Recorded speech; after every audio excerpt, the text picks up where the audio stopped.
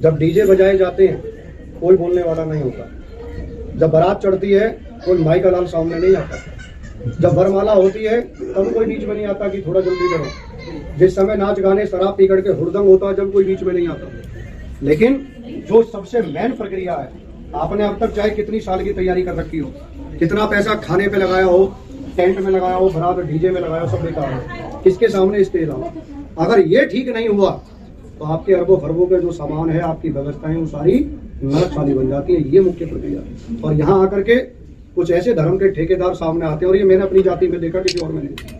पूरे भारतवर्ष में बड़े से बड़ी जो व्यापारी हैं, बड़े से बड़े जो राजनेता हैं, अधिकारी हैं, ऑफिसर हैं, जज हैं, उनके जब यहाँ विवाह संस्कार कराए तो मैंने पूछा कि समय की अवधि क्या है, तो वो कहते हैं आचार्य जी चल 3 दिन बैठा हो, लेकिन बच्चों के विवाह बार बार नहीं होते, एक बार सौभाग्य मिलता, लेकिन होना उचित तरीके से चाहिए। लेकिन हमारी बिरादरी इतनी गिर चुकी है, इतनी निकृष्ट भाव को पहुंच चुकी है कि जिसकी कल्पना हम नहीं कर सकते। यहाँ आकर के क्या कहते हैं? जल्दी करो, जल्दी करो। अरे भाई, जिसके लिए पूरा जीवन लगा दिया हो, एक पिता ने, एक माँ ने, एक दोनों के परिवारों ने, और उस विधि को आप 10 मिनट में कर दो तो आपसे बड़ा धर्मी धरती पर कोई दूसरा नहीं है।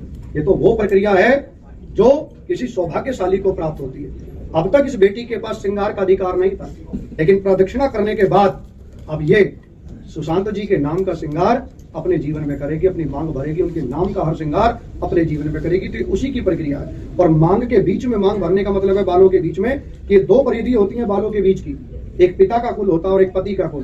तो वो दोनों के बीच में रेखा खींच के कहता है कि इनमें कोई दूरी ना रहे, ये एक हो जाए। और एक होने का मतलब है कि मैं आज पिता के कुल से छुड़ा करके तुझे पति के कुल में, अपने कुल में ले जा रहा हूँ। जैसे तेरे पिता ने तेरा ख्याल रखा, परिवार ने रखा, माँ ने रखा, मैं भी तेरी लाज को ऐसे ही बचा के रखूंगा। और जब तक दोनों के कर्म स्वभाव एक नहीं होंगे, तो मेरा ऋषि दयानंद विवाह संस्कार में लिखता है, चाहे कुल कितना बड़ा हो, चाहे परिवार कितना बड़ा हो, धन धान्य हो, सोने के खंबे हो, सोने के सिंहासन पर वो परिवार बैठा हो, अगर दोनों में संस्कार नहीं है, दोनों के गुण एक नहीं है, और पीढ़ी में किसी तरह का चरित्र नहीं है, तो ऐसे परिवार की कन्या को ना लें, और ऐसे परिवार में अपने बेटे का विवाह भी ना करें, क्योंकि विवाह का मतलब मेल है। और अगर मेल नहीं है तो ऐसे बेमेल से तो हमारा जीवन ऐसे ही ठीक है। तो आप समझो हमारी जाति कहाँ जा रही है।